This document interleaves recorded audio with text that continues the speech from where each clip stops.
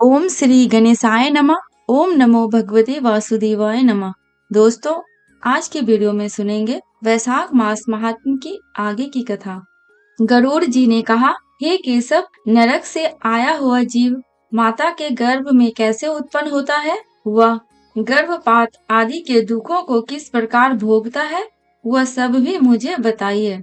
भगवान विष्णु ने कहा, स्त्री और पुरुष के संयोग से जैसे मनुष्य की उत्पत्ति होती है, उसे मैं तुम्हें कहूँगा। ऋतु काल के प्रारंभ के 3 दिनों तक इंद्र को लगी ब्रह्म हत्या का रजस वाला स्त्रियों में रहता है। उस ऋतु काल के मध्य में किए गए गर्भ धारण के फलस्वरूप पाप आत्माओं के देह की उत्पत्ति होती है। रजस वाला स्त्री प्रथम दिन चांडालनी, दूसरे दिन ब्रह्म घातनी और तीसरे दिन धोबिन कहलाती है। नरक से आए हुए प्राणियों की ये 3 माताएं होती है। देव की प्रेरणा से कर्मानुरोधी शरीर प्राप्त करने के लिए प्राणी पुरुष के वीर्य का आश्रय लेकर स्त्री के उदर में प्रविष्ट होता है।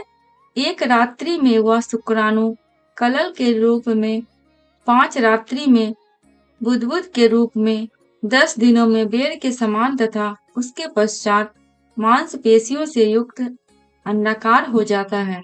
1 मास में सिर, 2 मास में बाहु आदि शरीर के सभी अंग, तीसरे मास में नख, लोम, अस्थि, चर्म तथा लिंगबोधक छिद्र उत्पन्न होते हैं।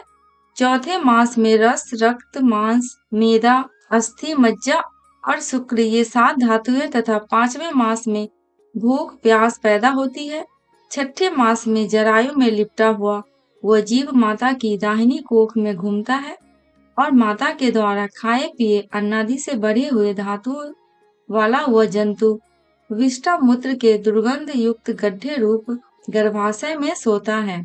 वहां गर्भस्थ क्षुधित कृमियों के द्वारा उसके सुकुमार अंग प्रतिक्षण बार बार काटे जाते हैं, जिससे अत्यधिक क्लेश होने के कारण वह जीव मूर्छित हो जाता है। माता के द्वारा खाए हुए कड़वे, तीखे, गरम, नमकीन, रूखे तथा खट्टे पदार्थों के अति उत्तेजक संस्पर्श से उसे समूचे अंग में वेदना होती है और जरायु अर्थात झिल्ली से लिपटा हुआ वह जीव आंतों द्वारा बाहर से ढका रहता है। उसकी पीठ और गर्दन कुंडलाकार रहती है। इस प्रकार अपने अंगों से चेष्टा करने में असमर्थ होकर भी वह जीव पिंजरे में स्थित पक्षी की भांति माता की कुक्षी में अपने सिर को दबाए हुए पड़ा रहता है। भगवान की कृपा से अपने सैकड़ों जन्मों के कर्मों का स्मरण करता हुआ वह गर्भस्थ जीव लंबी सांस लेता है। ऐसी स्थिति में भला उसे कौन सा सुख प्राप्त हो सकता है? मांस, मज्जा आदि 7 धातुओं के आवरण में आवृत वह ऋषि कल्प जीव भयभीत होकर हाथ जोड़कर विकल वाणी से उन भगवान की स्तुति करता है जिन्होंने उसको माता के उदर में डाला था। 7वें महीने के प्रारंभ से ही सभी जन्मों के कर्मों का ज्ञान हो जाने पर भी गर्भस्थ प्रसूति वायु के द्वारा चालित होकर वह विष्टा में उत्पन्न सहोदर कीड़े की भांति एक स्थान पर ठहर जाता है। जीव कहता है, मैं लक्ष्मी के पति, जगत के आधार, अशुभ का नाश करने वाले तथा शरण में आए हुए जीवों के प्रति वात्सल्य रखने वाले भगवान विष्णु की शरण में जाता हूँ। हे नाथ, आपकी माया से मोहित होकर मैं देह में अहम भाव तथा पुत्र और पत्नी आदि में ममत्व भाव के अभिमान से जन्म मरण के चक्कर में फंसा हूँ। मैंने अपने परिजनों के उद्देश्य से शुभ और अशुभ कर्म किए हैं, किंतु अब मैं उन कर्मों के कारण अकेला जल रहा हूँ। उन कर्मों के फल भोगने वाले पुत्र कल तात्रे अलग हो गए। यदि इस गर्भ से निकलकर मैं बाहर आऊं तो फिर आपके चरणों का स्मरण करूंगा और ऐसा उपाय करूंगा जिससे मुक्ति प्राप्त कर लूं। विष्टा और मूत्र के कुएं में घिरा हुआ, जठराग्नि से जलता हुआ एवं यहाँ से बाहर निकलने की इच्छा करता हुआ मैं कब बाहर निकल पाऊंगा?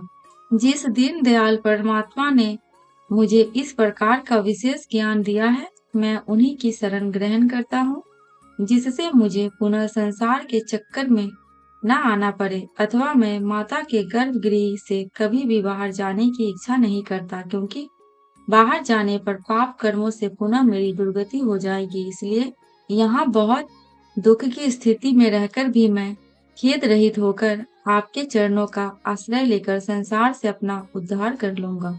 श्री भगवान बोले, इस प्रकार की बुद्धि वाले एवं स्तुति करते हुए 10 मास के ऋषि कल्प उस जीव को प्रसूति वायु प्रसव के लिए तुरंत नीचे की ओर ढकेलता है। प्रसूति मार्ग के द्वारा नीचे सिर करके सहसा गिराया गया हुआ आतुर जीव अत्यंत कठिनाई से बाहर निकलता है और उस समय वह श्वास नहीं ले पाता तथा उसकी स्मृति भी नष्ट हो जाती है। पृथ्वी पर विष्ठा और मूत्र के बीच गिरा हुआ वह जीव मल में उत्पन्न कीड़े की भांति चेष्टा करता है और विपरीत गति प्राप्त करके ज्ञान नष्ट हो जाने के कारण अत्यधिक रुदन करने लगता है। गर्भ में, रुग्णावस्था में, शमशान भूमि में तथा पुराण के पारायण या श्रवण के समय जैसे बुद्धि होती है, वह यदि स्थिर हो जाए तो कौन व्यक्ति सांसारिक बंधन से मुक्त नहीं हो सकता। कर्म भोग के अनंतर जीव जब गर्भ से बाहर आता है तब उसी समय वैष्णवी माया उस पुरुष को मोहित कर देती है।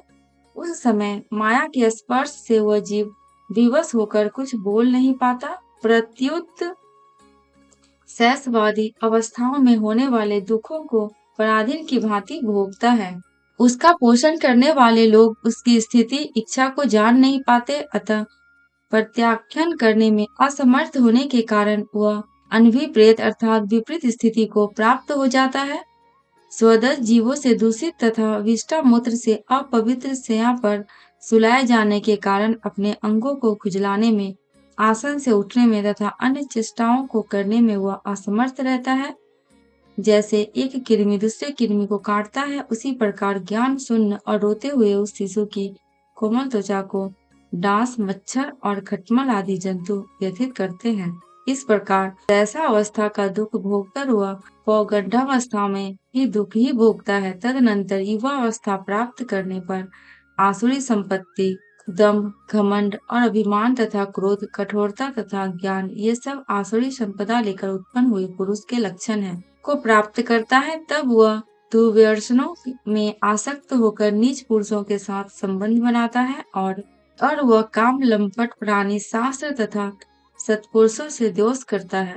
भगवान की माया रूपी स्त्री को देखकर वह अजितेंद्रिय पुरुष उसकी भाव भंगिमा से प्रलोभित होकर महामोह रूप अंधतम में उसी प्रकार गिर पड़ता है जिस प्रकार अग्नि में पतंगा, हिरण, हाथी, पतंगा, भौरा और मछली, ये पांचों क्रमशः शब्द, स्पर्श, रूप, गंध तथा रस, इन 5 विषयों में एक एक में आसक्ति होने के कारण ही मारे जाते हैं। फिर एक प्रमादी व्यक्ति जो 5 इंद्रियों से 5 विषयों का भोग करता है, वह क्यों नहीं मारा जाएगा। अभिषिप्त वस्तु की अप्राप्ति की स्थिति में अज्ञान के कारण ही क्रोध हो जाता है और शोक को प्राप्त व्यक्ति देह के साथ ही बढ़ने वाले अभिमान तथा क्रोध के कारण वह कामी व्यक्ति स्वयं अपने नाश हेतु दूसरे कामी से शत्रुता कर लेता है। इस प्रकार अधिक बलशाली अन्य कमीजनों के द्वारा वह वैसे ही मारा जाता है जैसे किसी बलवान हाथी से दूसरा हाथी। इस प्रकार जो मूर्ख अत्यंत दुर्लभ मानव जीवन को विषयासक्ति के कारण व्यर्थ में नष्ट कर देता है, उससे बढ़कर पापी और कौन होगा। सैकड़ों योनियों को पार करके पृथ्वी पर दुर्लभ मानव योनि प्राप्त होती है। मानव शरीर प्राप्त होने पर भी द्विजत्व की प्राप्ति उससे भी अधिक दुर्लभ है।